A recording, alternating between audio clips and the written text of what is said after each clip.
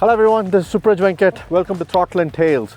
In this episode of Ride Smart, Ride Far, we're going to speak about how to flow like a river on your motorcycle.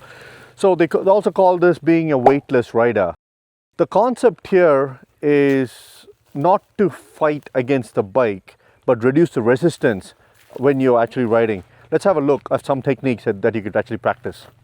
So what does flowing like a river mean? It doesn't mean that you just stand on top of the bike, but you're actually able to move around the bike. That's the key difference.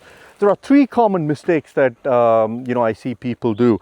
Mistake number one is holding on to the handlebar very tight and also being very stiff. So your entire body is stiff. You're just standing, but then you're actually stiff. You're not moving.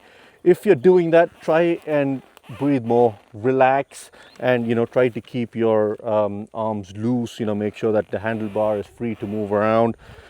That's mistake number one. The second mistake is people just move front and back. It's definitely better than being just stiff. At least you're transferring the weight forward and backward, but it's still not ideal. The third mistake that some people do is just move their knees and the hip. Definitely better than the first two ones. If you're here, it's much more easier.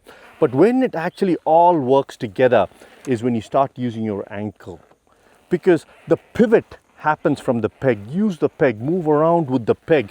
Because when you're riding a trail, it's not just going to be up and down or left and right. It's going to be a combination of things. When you're doing an uphill, there could be a tight right that you have to take, followed by an uphill, followed by a downhill. So imagine, if you're just going front and back, the sideways movement is not happening. So when you're attacking trails, you've got to really be moving around. The way if you look at, all the great riders ride, you'll be seeing them, they're like all over the place because they understand where the bike's weight is going to go. They're going to understand, where the forces are being pushed, and they're trying to counterbalance it. And when they start feeling that, when you start moving with your ankles, with your knees, your hips, when all of that works, it's like a harmony, right? It's like you know where the weight is. You feel weightless, right? And what I mean by that is, if you're going downhill, you can take your arms off. I don't suggest you do it, but I'm just saying that I'm just exaggerating. But the feeling is you're not stuck onto the handlebar. You can just let loose and then you'll still feel the bike flowing. The bike is not pushing you around or anything like that. There are no forces being applied because all of that is being counterbalanced. It's like, you're just flowing with the weight of the bike, with the force of the bike. So the three directions that you're always managing is forward and backward, side to side, roll, and up and down, depending on the terrain. And when all of this makes a lot of sense is, when you're proactive. So what do I mean by that? There are three types of ways that, people ride. One is you see a puddle, your body is already ready for the puddle. You see a downhill, you're already, your weight is at the back and you're anticipating because once the bike starts dipping, the weight's going to go forward. But then, if you're already prepared for it, you're a proactive rider and, you're not fighting with the bike. The second type is being a neutral rider. So what that means is, at the point of entering the downhill, as soon as it starts, you're actually putting your weight back. And the other is a reactive rider. You don't realize the force that's going to be acting on it. And then it's a reaction, your bike's already starting to skid. And then, you try to correct it.